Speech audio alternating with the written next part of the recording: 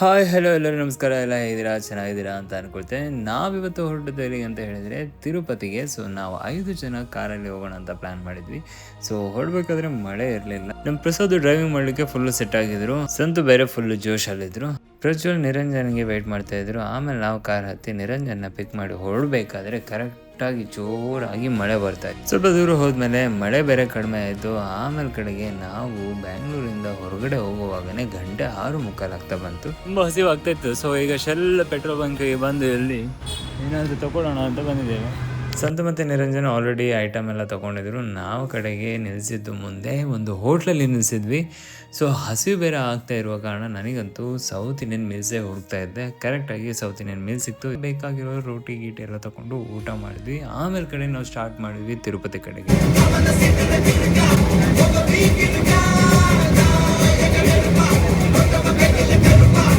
ಆಮೇಲೆ ನಾವು ಕರೆಕ್ಟು ಒಂದು 11:30ಗೆ ನಾವು ತಿರುಪತಿಗೆ ರೀಚ್ ಆದ್ವಿ. ಆಲ್ರೆಡಿ ನಾವು ಫೋನ್ ಮಾಡಿ ಒಂದು ಹೋಟೆಲನ್ನು ಬುಕ್ ಮಾಡಿದ್ವಿ. ನಿದ್ರೆ ಬೇರೆ ಸಿಕ್ಕಾಪಟ್ಟೆ ಬರ್ತಾಯಿತ್ತು. ಅದು ಅಲ್ಲದೆ ಬೆಳಿಗ್ಗೆ ಅಲ್ಲಿ ಮಾರ್ನಿಂಗ್ 2:30ಗೆ ಎದ್ದು ಫ್ರೆಶ್ ಅಪ್ ಆಗಿಬಿಟ್ಟು ಎಕ್ಸಾಕ್ಟ್ 3:30ಗೆ ಬಿಡೋ ಪ್ಲ್ಯಾನಲ್ಲಿತ್ತು.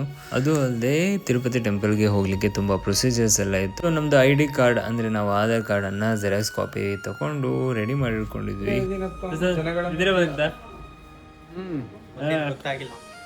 ಜರ್ನಿ ಹೇಗಾಯಿತು? ಭಾರಿ ಒಳ್ಳೆದಾಯಿತು. ಮತ್ತೆ ತುಂಬ ಸಾಕಾಯ್ತು ಆಯ್ತಾ. ಆಮೇಲೆ ರೂಮ್ ಇದು ಕೀ ಸಿಕ್ತು. ನಾವು ಚೆಕ್ ಇನ್ ಆದ್ವಿ, ಸ್ವಲ್ಪ ಫ್ರೆಶ್ ಅಪ್ ಆದ್ವಿ. ರೂಮ್ ಮಾತ್ರ ಅಲ್ಟಿಮೇಟ್ ಆಗಿತ್ತು ಆಯ್ತಾ.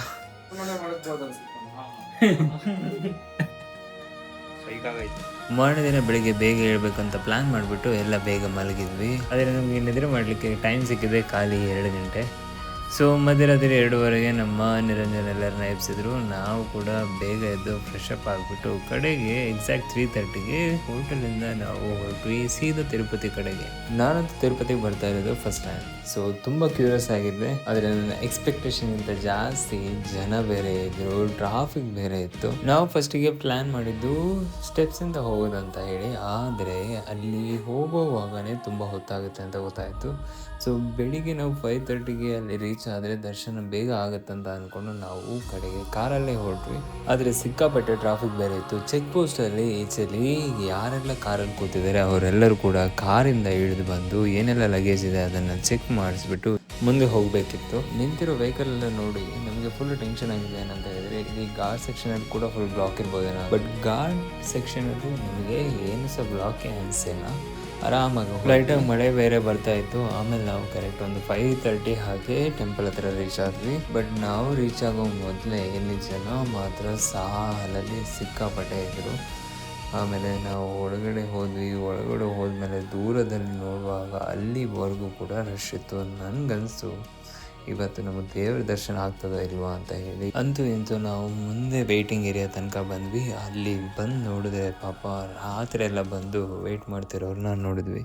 ನಮ್ಮದು ದೇವ್ರ ದರ್ಶನ ಒಳ್ಳೆ ರೀತಿಯಲ್ಲಿ ಆಯಿತು. ಆಮೇಲೆ ಕಡೆಗೆ ನಾವು ಸೀದಾ ಹೊರಟದ್ದು ಅನ್ನ ಪ್ರಸಾದ ಸ್ವೀಕಾರ ಮಾಡಲಿಕ್ಕೆ. ಸೊ ಬಾಯ್ಸ್ ಎಲ್ಲ ಟಯರ್ಡ್ ಆಗಿದ್ರು. ನಾವು ಕಡೆಗೆ ಸೀದಾ ಹೊರಡ್ತು.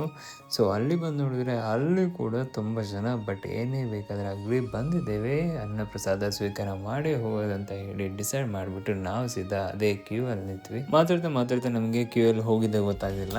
ಸೊ ಕಡೆಗೆ ನಾವು ಊಟದ ಹಾಲಿಗೆ ಹೋದಾಗ ಬಡಿಸಿಟ್ಟಿದ್ರು ಮಾತ್ರ ಅಮೃತ, ಅಷ್ಟು ಚೆಂದ ಆಗಿತ್ತು.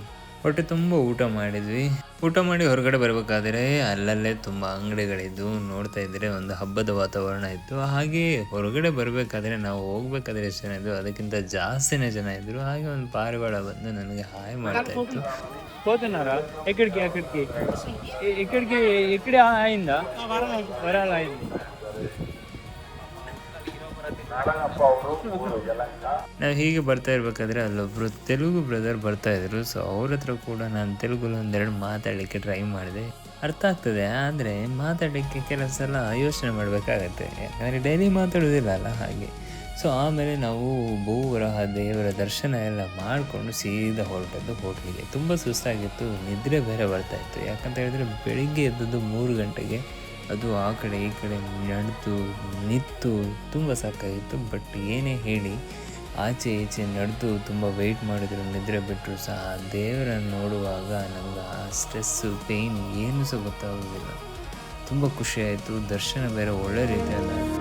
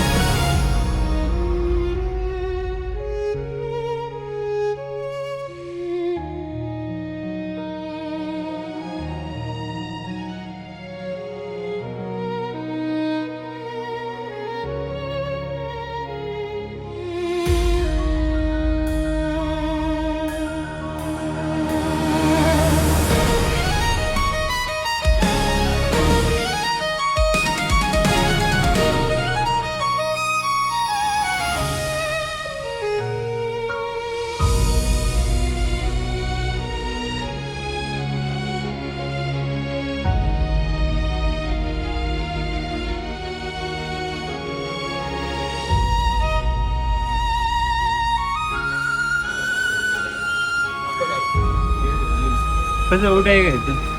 ಟಾಪ್ ರೀ, ಟಾಪ್ ಇದಲ್ಲ ಬೀಡ ಅದಕ್ಕಿಂತ ನೆಕ್ಸ್ಟ್ ಲೆವೆಲ್.